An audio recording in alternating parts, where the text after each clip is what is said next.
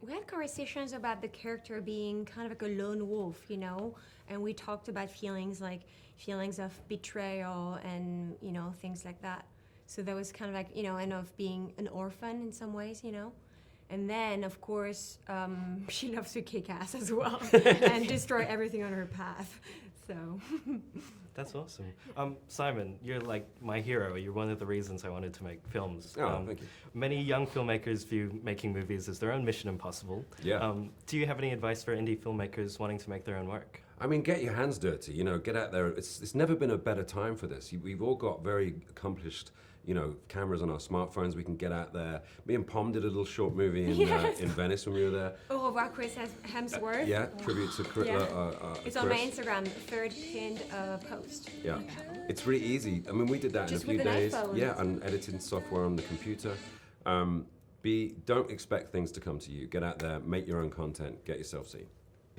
In the production notes, Simon, you said it was one of the scariest things seeing Tom jump off the bike in that scene. Are we there as well, Pom? Yes, I was there.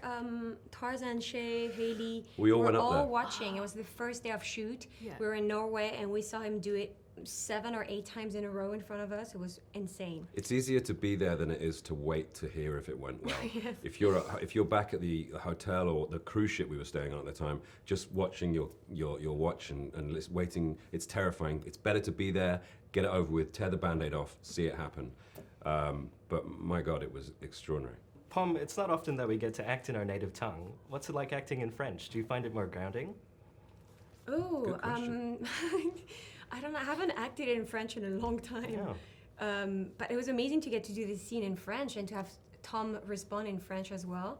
And he's very good at speaking different languages and, you know, I mean, he's good at everything. So for him, it was like very easy to pick up, you know, the accent really quick. When you say "et voilà," I won't say what moment. It just, the hairs on the back of my neck stand up. It's such a great moment. Thank you. You've both been in a lot of sci-fi films. I was just wondering what your favourite project is and why. Well, they're like our babies, you know. It's hard to pick one and say that's my favorite because they're all so different. I think for my money, Mission Impossible is definitely the most sort of varied and challenging, you know, just because of the travel and the... Yeah, all the beautiful locations, you know, to be able to travel all around the world for the movie was really, really incredible. Pom, you've said it's a dream of yours to be part of this franchise, but you usually play a hero. What's it like playing a villain? It's very fun. It's very cathartic, you know. I got to tap into some intensity, you know. So it was really fun to do that, and all the training that goes with it, and you know, get to work with Tom and McHugh and Simon Pegg. How was the training for it? Did you both have to do like a lot of stunt or like workouts in the build-up? I mean, for my character, I have like more like fight scenes, so I had to do like intense training. So stunt training with Wade Eastwood, who was the stunt coordinator on this movie and on the previous movies.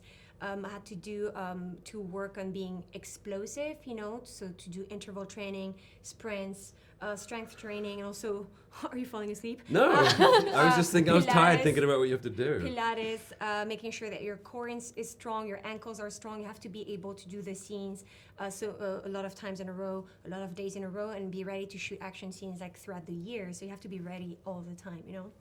We've had a lot of conversations in Hollywood about representation. I was just wondering if you had anything that you wanted to see going forward from underrepresented stories and things like that. Just good stories, you know, Yeah. and new stories as well. And interesting characters. Yeah, representation isn't just about, oh, we're going to have a person from a certain ethnicity in our film. It's about letting people from all different walks of life tell their stories so that different stories emerge, you know. And so any new viewpoint, any kind of variation in not just that one sort of line of experience, that will make everything better. Simon, we heard a rumor that you rocked up with an 8-pack. Like, did you have to do like a huge workout as well? I have to train because we never know. The story it often will evolve as we go. So McHugh might suddenly say, oh, Benji's going to be in a fight next week or something like that. So I kind of got to stay ready. I think 8-pack is slightly overstating it, to be honest. Isn't it 6 also? It's just a regular 6. Do you know what I mean? I'm not a superhuman. But only he knows how to drive a boat, right? You have your license. Yeah, That's yeah. cool. I had to learn to be drive the helpful in boat in Sydney. Venice. Yeah. So we've all got to be match fit all the time in case suddenly McHugh thinks of something different and we've got to throw ourselves into it. We've got to be ready for that.